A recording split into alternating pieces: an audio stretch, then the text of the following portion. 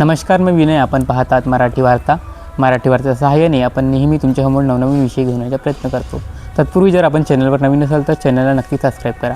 आज आपण उपस्थित आहोत गोंदिया शहरात.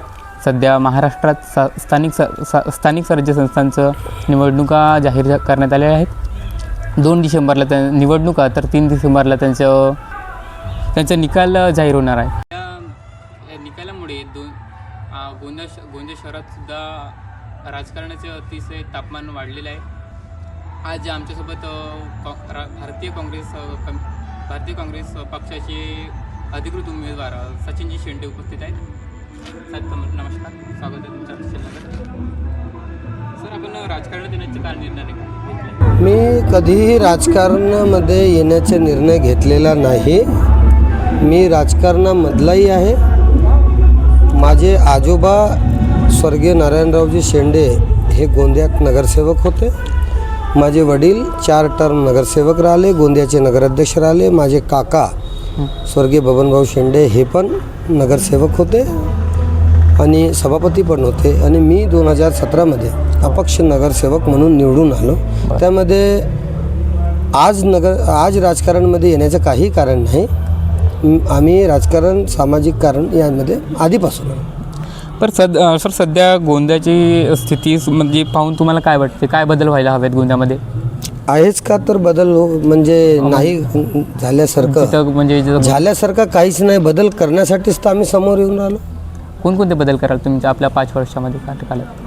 काय वाटतं? काम कमी करण्यापेक्षा सगळ्यात आधी गोंदिया हा क्लीन, गोंदिया खड्डेमुक्त आणि आमच्या जे गोंदियाचे मेन मार्केट परिसर आहे तिथला म्हणजे जिथं लोक भाजी घ्यायला जातात त्या सब्जी मंडीमध्ये, भाजी मंडीमध्ये एवढी परिस्थिती आहे. सर्वात जास्त वाहतूक आणि अतिक्रमण पण एवढं जास्त याच्यामध्ये आहे की कुठंतरी तो अतिक्रमण क्लिअर करून तिथे जे कचऱ्याचे मोठे मोठे ढीग पडले राहतात ते सगळं क्लीन करून मार्केट एक स्वच्छ करायचं आहे. तर सर, तुमच्या मते नेता कसा असायला हवा? म्हणजे माणसांशी लोकांशी कसं वागायला हवा? माझ्या मते लोकांचा नेता सर्वसामान्यमधून लोकांना जे नेता कसा पाहिजे तर तो नेहमी नेता 24 तास आपल्या कार्यकर्त्यामध्ये, आपल्या गोंदियाची मायबाप जनतासाठी अवेलेबल असल्या पाहिजे. कधीही लोकांनी काम सांगितलं तर ते काम नगरपरिषदच्या माध्यमातून झाल्या पाहिजे. असा सर्वसामान्याचा नेता पाहिजे. असे जे आजकालचे जे मोठे मोठे नेते होऊन राहिले आणि जे भाषणामध्ये जास्त दिसतात आणि आपल्या कामामध्ये कमी दिसतात आणि आमच्यावर टीका करण्याशिवाय दुसरा काहीही काम त्यांच्याकडे शिल्लक राहिलेला नाही, असे नेता गोंदियाला नको हवे. सर, NMD कॉलेज जवळ म्हणजे तिथे एक नाला आहे. त्या नाला म्हणजे तिथे गड्डा पडलेला आहे. त्यावर काय म्हणजे आतापर्यंत तिचे सुधार काही झालेले नाही. असे कित्येक पूल जे तुटलेले आहेत, असे कित्येक गोंदियामध्ये खड्डे आहेत. नाही, कारण तो रोज व्रत याच्यामध्ये तुम्ही वाचा की रोजच्या पेपरामध्ये हे सगळे बातम्या चालतात. तरी प्रशासक आहे म्हणजे कोण आहे? हे सत्ताधारी लोक आहेत. कोण आहे प्रशासक? ज्यांची सत्ता असते ते प्रशासक असतात. त्यांची 10 वर्ष नगरपरिषदमध्ये सत्ता होती, 4 वर्ष प्रशासक होतं, तेव्हाही लक्ष नाही दिलं. आणि प्रशासक राजमध्ये आता तर त्या 4 वर्षामध्ये का केलं का नाही हे अख्ख्या गोंदियाची जनतासमोर आहे आणि ते माहीत पडेल. तर कार्यकाळ झाला तुमच्या, त्यातलं तुमच्या स्वप्नांचा गोंदिया कसा असेल?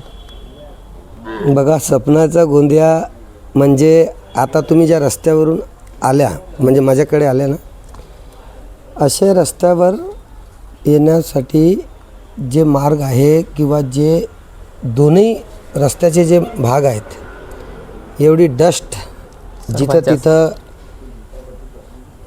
गटार योजनाचे कामं सुरू आहेत, लोक खड्ड्यात पडत आहेत. त्यांनी आज खोदून दिलं, 10 दिवस 15 दिवस ते काही पाहत नाही. बरेच लोक शाळांमध्ये जाणारे जे मुलं आहेत ते तिथं रोज कुठं ना कुठं कोणी ना कोणी आपले हात पाय गमवण्याचंच तिथं एक त्यांना हे आहे. कारण की ते लोक त्यांना फक्त आपलं काम, आपले कमिशन आणि कसं तो गड्डा करून त्याच्यावरती लिपापोती करून आपल्याला निघून जायचं, एवढाच कॉन्ट्रॅक्टरचा विषय आहे. आणि कॉन्ट्रॅक्टरी काय ते सगळे तुम्हाला सगळंच माहीत आहे, मी का तुम्हाला नवीन सांगणार आहे. तुम्ही नागरिकांना काय सांगाल? म्हणजे नागरिकांना माझा स्पष्ट विनंती आहे, माझा त्यांना आव्हान आहे, निवेदन आहे की येणाऱ्या 2 तारखेला सगळे मायबाप जनता काँग्रेस पक्षाला मतदान करतील.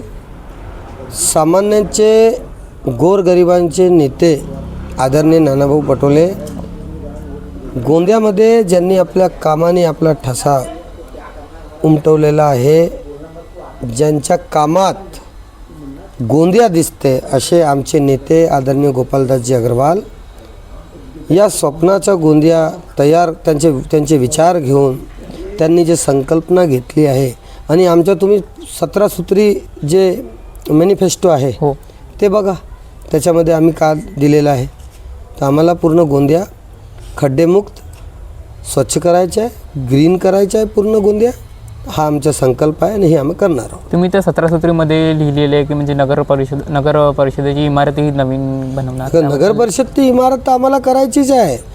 आमची नगर परिषदमध्ये बॉडी आल्यानंतर आम्ही तो निर्णयच घेणार आहोत की जोपर्यंत नगर परिषद बनत नाही तर अशा जर्जर बिल्डिंगमध्ये एखादा कर्मचारी, एखादा अधिकारी किंवा येणारे जाणारे जे नगर परिषदमध्ये दिवसभर लोक येतात आपल्या कामासाठी, एखाद्या दिवशी नगर परिषदची बिल्डिंग ही परिस्थिती आहे की प्रत्येक पावसाळ्यामध्ये एक ना एक बिल्डिंगचं जे स्लॅब आहे किंवा ते स्लॅबचे तुकडे आहेत किंवा POP आहे ते प्रत्येक पावसाळ्यामध्ये 2-3 विभागाचे पडतातच पडतात. एवढी परिस्थिती जीर्ण आहे. तर आम्ही अशा जर्जर बिल्डिंगामध्ये, जीर्ण बिल्डिंगामध्ये आम्ही आपल्या लोकांना किंवा आपल्या कर्मचाऱ्यांना ठेवू शकत नाही. आम्ही कुठंतरी शिफ्ट करू नगर परिषद आणि त्याच्यानंतर जोपर्यंत नगर परिषद होत नाही तोपर्यंत आम्ही तिथं बसून काम करू. आम्हाला काम करायचं आहे, नगर परिषदमध्ये काम बसून करू किंवा एखाद्या शासकीय इमारतीमध्ये काम करू, कुठेही आम्हाला बसून करायचं आहे काम. तुम्ही तरी शाळांना अजून चांगले करायचं आहे. सगळी शाळा डिजिटल करायची आहे. जास्तीत जास्त सामान्य गोरगरिबांच्या पोरांना तिथं ॲडमिशन मिळाल्या पाहिजे, तिथं प्रवेश मिळाल्या पाहिजे. आणि हा कारभार नगर परिषदचे जे नगरसेवक आपल्या हातात ठेवतात की मी म्हणेल त्याला ॲडमिशन, हे सगळं जे आहे, हे जे आता सुरू आहे, हे सगळं बंद करायचं आहे. आम्हाला वेळ दिला त्याबद्दल धन्यवाद.